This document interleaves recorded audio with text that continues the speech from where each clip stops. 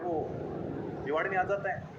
राव रतन सिंह के दरबार में एक राघव चेतन नाम का ब्राह्मण रहता था। राघव चेतन ने जब पहली बार पद्मिनी को देखा ना तो वह बेहोश हो गया।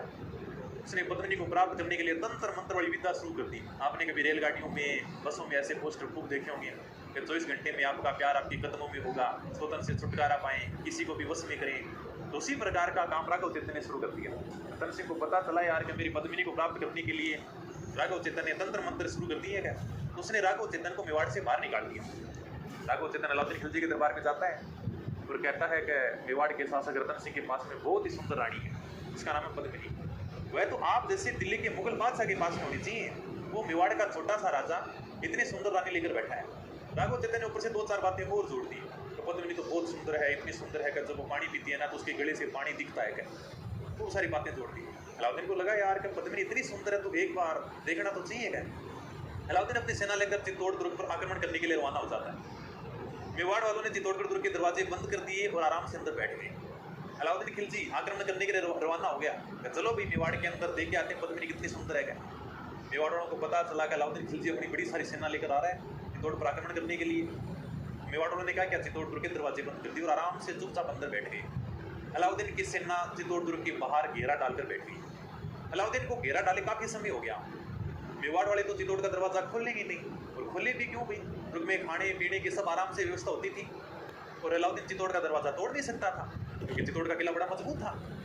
अगर आपको दुर्ग जीतना है तो आपको कोई ना कोई विश्वासघात करना पड़ेगा, कोई ना कोई छल कपट करना पड़ेगा। बाकी आप किला तोड़कर किले के अंदर नहीं घुस सकते। किला बहुत मजबूत होता था। आप इतिहास में ऐसी घटना नहीं पढ़ोगे कि भाई दुर्ग का दरवाजा तोड़ दिया, दुर्ग की दीवारें तोड़ दी, फिर दुर्ग के अंदर घुस गए। अगर किसी ने विश्वासघात किया है तो ही दुर्ग के अंदर प्रवेश हो चुका है। बाकी फिर चित्तौड़ का दरवाजा तोड़ के अलाउद्दीन की इतनी हिम्मत नहीं है कि मैं चित्तौड़ में प्रवेश कर जाऊँगा। अलाउद्दीन बेचारा परेशान हो गया बैठा बैठा, यार कितने दिन इंतजार करेंगे, दिल्ली भी तो संभालनी है। क्या चित्तौड़ आके मैं कभी बैठा था। अलाउद्दीन ने राव रतन सिंह को संदेश भेजा कि मैं यार वापस चला जाऊँगा, लेकिन कम से कम एक बार पद्मिनी दिखा तो देगा। दिखती कैसी है। क्या मैंने पद्मिनी की सुंदरता की खूब सारी बातें सुनी है। रतन सिंह ने कहा कि चलो ठीक है, अगर पद्मिनी को दिखाने से तू वापस जाए ना तो मैं तुझे दिखा दूंगा, लेकिन मैं दर्पण से परछाई दिखाऊंगा, डायरेक्ट नहीं दिखाऊंगा, एकदम सीधी पद्मिनी नहीं दिखाऊंगा, क्योंकि यार तेरी नज़र बुरी है और हमारे यहाँ तो ट्रक वाले लिख कर चलते हैं कि बुरी नज़र वाले तेरा मुंह काढ़ा है। अलाउद्दीन ने कहा मैं तो परछाई देख कर ही वापस चला दूंगा, लेकिन एक बार दिखाई देगा, परछाई दिखा देगा। तब कहते हैं चित्तौड़ दुर्ग में दर्पण लगाया गया, उस दर्पण के सामने पद्मिनी आती है और उसकी परछाई अलाउद्दीन खिलजी को दिखाई जाती है। लेकिन अभी आप अगर चित्तौड़ का किला देखने जाओगे तो यहाँ पर आपको ये पद्मिनी का महल भी देखने को मिल जाएगा। इसके सामने दर्पण लगाया गया था, उस दर्पण से कहते हैं पानी में परछाई पड़ी थी, उस परछाई को अलाउद्दीन खिलजी ने देखा। अलाउद्दीन खिलजी ने जैसे ही पद्मिनी को देखा अलाउद्दीन बेहोश हो गया, उसका दिमाग खराब हो गया। उसने मन ही मन सोचा यार कुछ भी हो जाए लेकिन पद्मिनी को प्राप्त करना है। रतन सिंह जब अलाउद्दीन खिलजी को वापस छोड़ने के लिए जा रहा था तो अलाउद्दीन ने धोखे से रतन सिंह को बंदी बना लिया, उसे लेकर दिल्ली चला गया। आज भी अपने घर में जब कोई मेहमान आता है तो हम उसे दरवाजे तक छोड़ने के लिए जाते हैं, उसको गेट तक छोड़ने के लिए जाते हैं। तो रतन सिंह भी अलाउद्दीन खिलजी को वापस छोड़ने के लिए जा रहा था। बाहर अलाउद्दीन की सेना खड़ी थी तो वहीं दरवाजे से रतन सिंह को बंदी बनाकर दिल्ली ले गए। पीछे से मेवाड़ वालों के पास में संदेश भेजा गया, अगर रतन सिंह चाहिए तो पद्मिनी लेकर आओगे। चित्तौड़ में उस समय पद्मिनी के चाचा और भाई थे। चाचा का नाम था गौरा और भाई का नाम था पाकर। पद्मिनी और गोरा चाचा ने मिलकर एक योजना बनाई। अलाउद्दीन को संदेश भेजा कि पद्मिनी आपके पास आ जाएगी, लेकिन इनके साथ में 1600 दासियाँ भी आएंगी। अलाउद्दीन ने कहा कोई प्रॉब्लम नहीं है, दासियाँ कितनी भी है मुझे तो सिर्फ पद्मिनी चाहिए। क्या कहते हैं 1600 पालकियाँ तैयार की गई, उनमें मेवाड़ के सैनिक बिठाएगी। जब ये पालकियाँ दिल्ली पहुँचती हैं तब अलाउद्दीन को कहा गया कि आज पद्मिनी राव रतन सिंह के पास रहेगी, कल वो तुम्हारे पास आ जाएगी। अलाउद्दीन ने कहा कोई दिक्कत नहीं, जब इतने दिन इंतजार किया है तो एक दिन और सही।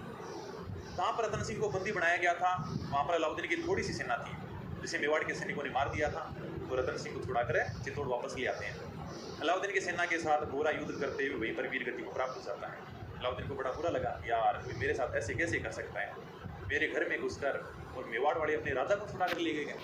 अलाउद्दीन फिर एक बड़ी सेना को तैयार करता हूँ चित्तौड़गढ़ पर आक्रमण करने के लिए कहता है।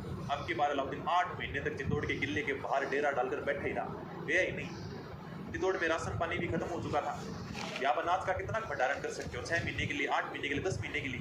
धीरे धीरे जो भी राशन पानी था वो समाप्त हो गया। अब मेवाड़ वालों के पास में साके के अलावा कोई चारा नहीं था। दादा मतलब केसरी और जोर। राव रतन सिंह ने केसरी किया, पद्मिनी ने जोहर किया और 26 अगस्त 1303 को चित्तौड़गढ़ का पहला साका संपर्क होता है। अलाउद्दीन खिलजी चित्तौड़ का किला जीत जाता है, लेकिन उसे चित्तौड़ के किले में कुछ भी हासिल नहीं हुआ था, उसे दरवाजे कुछ भी में नहीं मिला था, ना तो उसे पदवी नहीं मिली थी। जब वो अंदर प्रवेश करता है तो वो देखता है कि चारों राख ही राख है, क्योंकि पद्मिनी ने तो जोहर कर लिया था, अग्नि में जोहर कर लिया, कुछ हासिल नहीं हुआ। अलाउद्दीन को नुकसान ही ज़्यादा हुआ था, क्योंकि अलाउद्दीन की सेना को नुकसान हुआ था। रात को जब केसरिया कपड़ा धारण करके केसरिया पगड़ी पहनकर बाहर निकलते थे ना, तो उनका एक ही मकसद होता था, मरना है या मारना है। अगर मान लो अगर आपका एक ही निर्णय हो, यार मुझे जीवित तो रहना ही नहीं है, सबसे पहले जोहर किया जाता था। फोटो दिखाऊं तुम्हें जोहर की थोड़ी सी, ये उस समय आपको गूगल पर भी खूब सारी ऐसी फोटो देखने को मिल जाएगी जहाँ पर पद्मिनी है वो जोर कर रही है अग्नि के अंदर, ठीक है। साथ में जो भी महिलाएं होती थी ग्रुप में सब जोर कर लेती थी। उसके बाद में जो पुरुष होते वो केसरिया पगड़ी धारण कर केसरिया कपड़े पहनकर बाहर निकलते थे। अब जब आदमी को लग जाए यार के अपने पीछे कोई है ही नहीं, अपना जो परिवार था, बच्चे था, सब यानी कहे जोर कर चुके हैं, अब मैं जीकर क्या करूँगा आगे।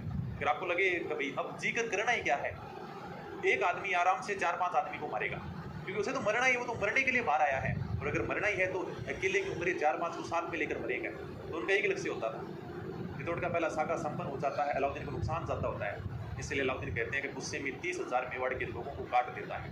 मेवाड़ के वो लोग जो किसान थे, किसी से कोई लेना देना नहीं था, उनके ऊपर गुस्सा आता है, उसे कुछ भी हासिल नहीं हुआ और 30,000 मेवाड़ के लोगों को जिंदा काट दिया था। उन लोगों की गर्दन की मीनारें खड़ी करवा दी थी उसने।